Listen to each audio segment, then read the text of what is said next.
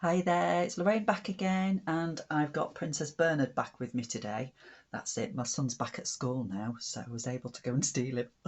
Better make sure I get him back before he gets back from school. So yeah, you've all been back, or at least quite a lot of you. I know there's some still at home and still there and working from home. So if you're seeing this from home, hi, special hi to you, because it's really quite hard, isn't it, when you know everybody's back. But hey, for the rest of us, I hope you've been okay. Has it been a bit weird? Has it been different? Has it been fun? Has it been exciting? Has it been like, if it's been all those things, then that's absolutely fine. And I'm sure you'll continue to settle in. Okay, so today what we're going to talk about. Now, I've mentioned lots of times, I think that we've all been through quite a lot this last year. Maybe sometimes we don't even realise what we've been because we all just kind of muddle along as best we can on a day-to-day basis. But when we think about it, we might start to feel all sorts of different feelings about all the things we've lost, all the things we've missed out on. Now, when I say lost, I don't mean like trying to find your shoes in the morning, but more missed out on. Okay, so now we need to start looking forward, don't we? Because we're starting to ease out of lockdown, and all being well, things will start to lift, and we'll start to get a little bit more of life back, and start to have a little bit more freedom. But part of looking forward, and part of being able to do that and be able to kind of work these things out in our brain and have them settle in the right place in our brain, the important part of doing that is looking back. So, what I'm going to be doing today is to help us look back and express how we've kind of felt over this last year, because it's a year now pretty much, and help us to start thinking about looking forward.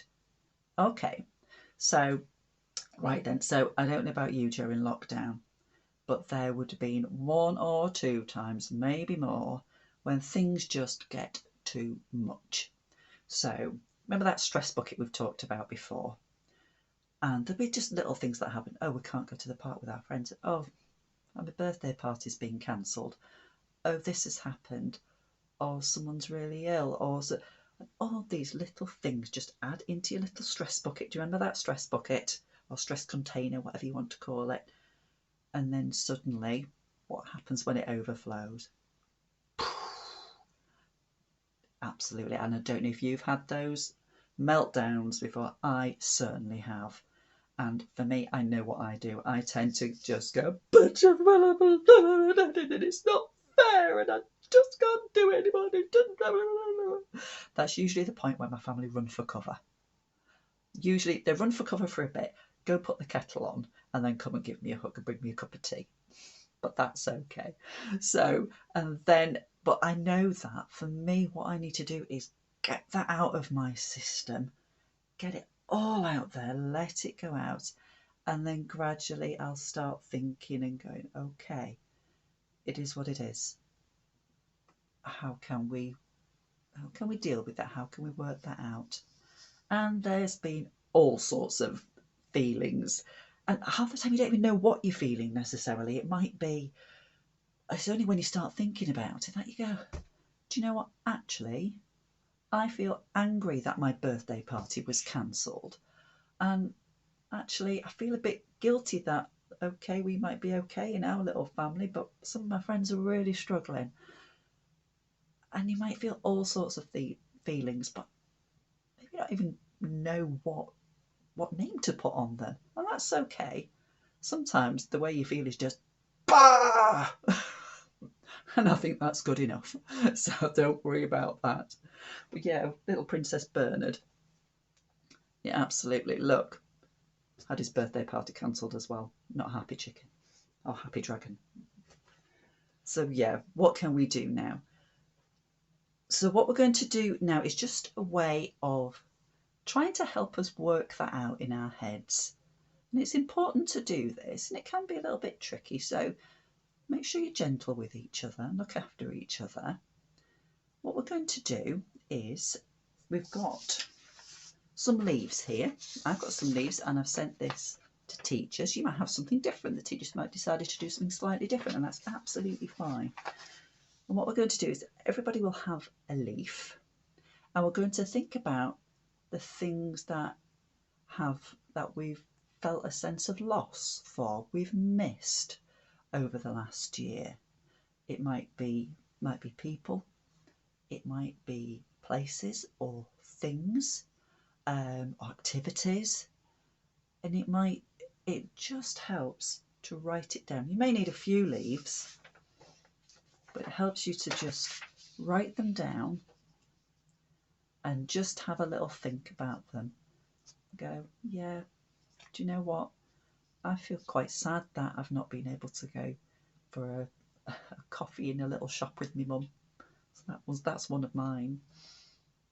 And I feel quite sad that my children have had their birthday parties cancelled and the things they wanted to do. Or I'm really sad that we didn't get to go on holiday last year, or for many days out.